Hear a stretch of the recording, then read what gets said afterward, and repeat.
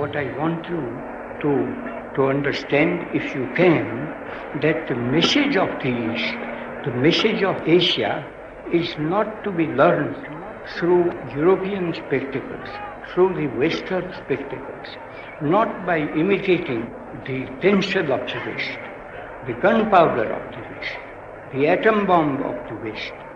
If you want to give a message again to the West, it must be a message of love.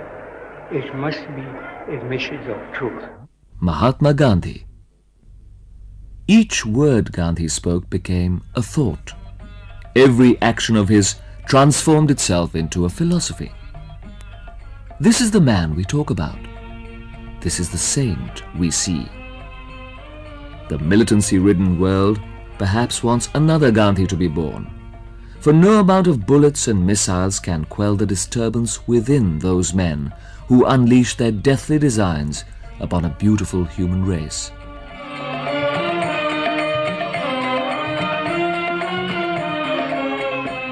Born as Mohandas Karamchand Gandhi in the small town of Porbandar, he was a Mahatma at the end of his life's journey, who left millions crying for him. Pandit Jawaharlal Nehru describes this loss. The light has gone out of our lives and there is darkness everywhere. And I do not quite know what to tell you and how to say it. Our beloved leader, Bapu as we called him, the father of the nation, is no more. Perhaps I am wrong to say that. Nevertheless, we will not see him again as we have seen him for these many years. We will not run to him for advice and seek solace from him. And that is a terrible blow, not to me only, but to millions and millions in this country. How did this journey from man to Mahatma begin?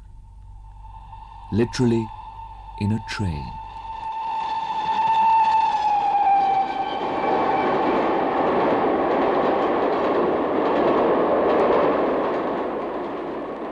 Gandhi had left the shores of India in April 1893, full of zest to try his luck in South Africa.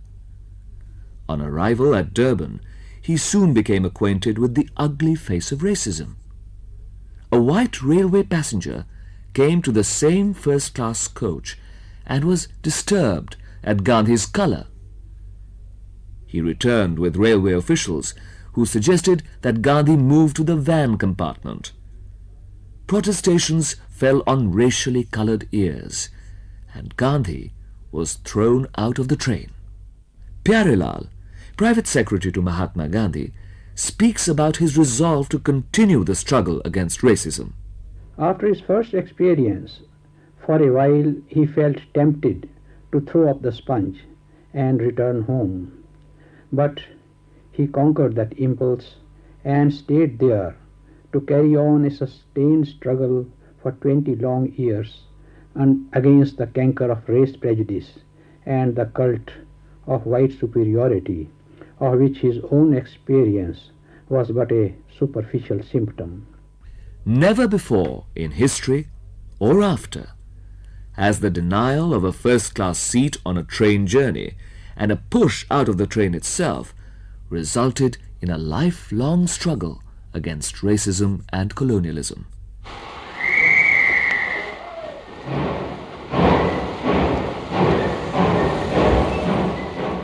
He resumed the journey of hardship and woe as he boarded the train again, now ready for insults.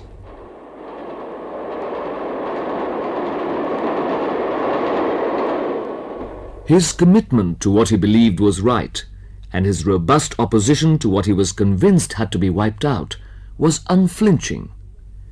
His mind gave birth to a philosophy of life which was to alter the course of life in the world for many nations. Freedom from colonial rule, of standing up for truth, of compassion and care for the underprivileged, of following the right path, come what may, started taking shape. In the words of Pandit Nehru, his dominating passion was truth. That truth led him to proclaim without ceasing that good ends can never be attained by evil methods, that the end itself is distorted if the method pursued is bad. That truth led him to confess publicly whenever he thought he had made a mistake. That truth led him to fight evil and untruth wherever he found them, regardless of the consequences. That truth made the service of the poor and the dispossessed the passion of his life. Because of that truth in him, wherever he sat became a temple, and where he trod was hallowed ground. The middle of 1896 saw Gandhi board the ship SS Pongola, homeward bound. Service in India was the predominant thought that brought him back. How was he to know the pulse of his people if he followed the practice of travelling in kingly railway saloons? Third-class travel, he thought, was the mirror to the general plight of Indians. Gandhi was to see his India helpless, beleaguered, subjected to shame, humiliation and colour prejudice. These journeys in 1902 and later his almost uninterrupted third-class tours between 1915 to 1919 made him see how his India bled. Gandhi travelled, and the Mahatma was born in a third-class compartment of an Indian train.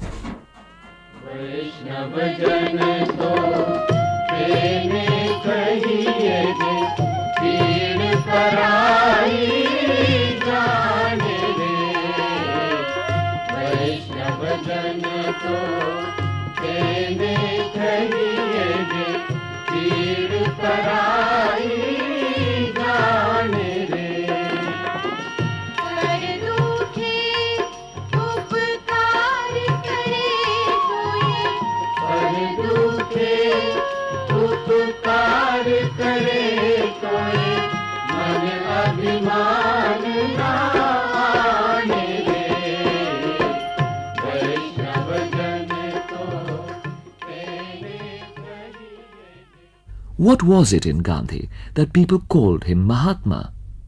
Khan Abdul Ghaffar Khan. उनमें खुदा परस्ती थी, सदाकत थी, मोहब्बत थी, यही हो जाती कि लोगों पर उसके कहने का असर होता. J.P. Patel. I remember asking Gandhiji once as to what was it in him that created such a tremendous following in our country. And he said that it's the man of our country who realizes when he sees me that I am living as he does and I am a part of his own self. That was the factor which attracted the average man towards Gandhiji. When we read Gandhi, we realize that a lot of his philosophy emerged during the spare time he had while travelling.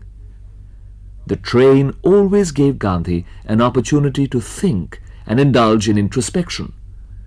On one of his rail journeys in South Africa, a book presented to him gripped his mind like no other book did. He read it from Johannesburg to Durban. Unto This Last by John Ruskin. Gandhi says that this brought about an instantaneous and practical transformation in his life. His thought of Sarvodaya was born. This delivery on a moving train was to change his life, and through him, of millions of others. The realization that dawned on him was that 1. The good of the individual is contained in the good of all. 2. A lawyer's work is of the same value as that of the barber's. And 3. A life of labour is the life worth living. Jayaprakash Narayan explains this philosophy. He goes on to write, the first of these I knew, The second I had dimly realized. The third had never occurred to me. Unto this last made it as clear as daylight for me that the second and the third were contained in the first. Then he added, and here we have the secret of Gandhi's greatness revealed, I arose with the dawn, ready to reduce these principles to practice. Indeed, according to Gandhiji's thinking, the welfare of all can be achieved only by the individual striving for the greatest good of all. For Gandhiji, the all was not an abstraction incarnated in the party or the state. For him, all literally meant the sum of the individuals living in society, and the good of all meant the good of every individual. Gandhi kept evolving his philosophy during his life. He would read, comprehend, compare, and discuss the texts of different religious books. The Song Celestial, Sir Edwin Arnold's translation of the Gita, made a deep impression upon him. Then, almost as if by divine ordination, he got an opportunity to read the Bible for the first time in Manchester. The Sermon on the Mount, he says, went straight to my heart. His agile mind unified the two powerful thoughts, assimilated them, and his philosophy of renunciation was born. He could discard his clothing forever and ever upon seeing a scantily clad woman washing clothes at a river bank, only due to this powerful thought. The world only remembers him as a semi-naked fakir, clad in a dhoti and wooden slippers. Why did he live like that? Because he wanted to take no more than what many people actually have in life. Rajkumari Amrit Kaur reminiscences on Gandhi's simplicity. He gave up everything because he felt that when he was in Orissa, I think it was, that people didn't have enough to clothe themselves. Therefore he reduced his own wants as far as clothes were concerned to the minimum. In Bihar, he asked Ba to go and tell some of the village women or ask them why their clothes were so dirty and give them soap to wash them with. And when Ba went into the cottage of this woman, the woman said to her, "Come and look and see whether I've got another sari to put on. What would you do?" And you see, that hurt him terribly. And therefore it was that he said a person must reduce his wants to the minimum. Non-violence requires non-possession.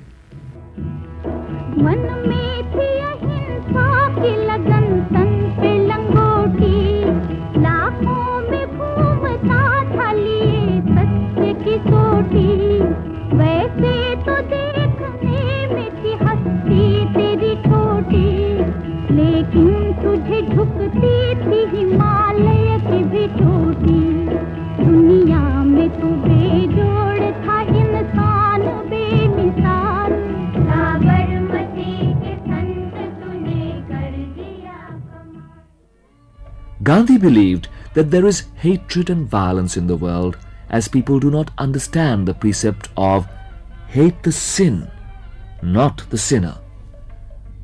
To us, ahimsa means non-violence. To Gandhi, it was the basis of the search for truth. And this search could not go on unless it rode the vehicle of ahimsa.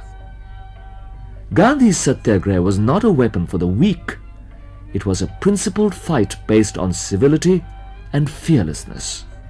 Martin Luther King. I am more convinced than ever before that the method of non-violent resistance is the most potent weapon available to oppress people in their struggle for justice and human dignity. In a real sense, Mahatma Gandhi embodied in his life certain universal principles that are inherent in the moral structure of the universe. And these principles are as inescapable as the law of gravitation. There are in the world two universally famous pictures of Gandhi, which come to the mind as you name him. one sitting on a charkha, spinning yarn, the other walking resolutely with right hand firmly clutching a walking stick. Ordinarily they are just pictures, but in fact they are representative of Gandhian philosophy of life. Both have vibrant images concealed within them. Gandhi the Satyagrahi, Gandhi the follower of Ahimsa, Gandhi the propounder of Swadeshi, the originator of Khadi, Gandhi the ascetic, fighting untouchability once, the other conquering his own lust through brahmacharya, Gandhi the unarmed soldier, the single-man army who by the force of his thought emerges victorious over a mighty empire. Sarojini Naidu. Who is this Gandhi? What is he? Why should he stand before the world as a power, as a symbol, as a miracle, as a menace? This tiny fragment of a man, so fragile, toothless, all his weary limbs crooked and bent with pain.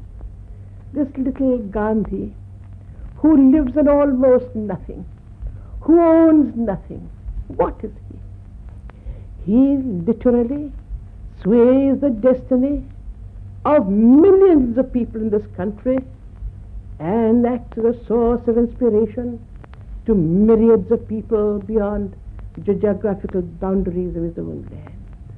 Gandhi used the rail to traverse the length and breadth of the country. He was everywhere whenever India needed him. The cotton thread he wove himself was used to bind India into a fabric of nationalism. In famine, in riot, in his struggle against colonial rule, the rail was forever with him. When Gandhi breathed his last to an assassin's bullet, it was a third-class compartment numbered 2949 that carried his ashes on February 12, 1948, to the Triveni in Allahabad for immersion. The same third-class compartment, which was his constant companion in his struggle for freedom. And so it's journey's end for the last mortal remains of Mahatma Gandhi. While looking out from this crow's nest over these millions and millions of people who have assembled here to pay their last homage. What were my thoughts when the mortal remains of the great Mahatma were flung into the sacred waters of the Sangam? He went back to Mahatma Gandhi's very own interpretation of death, when he said, "Death is at any time blessed, but it is twice blessed for a warrior who dies for his cause." That is truth. It is the cause and not the death which makes the martyr. My mind also goes back to those wonderful lines by Rabindranath Tagore. "In one salutation to thee, my God, let all my senses spread out and touch this world at thy feet." And so this is Melville de Mello saying goodbye from Triveni Sangam.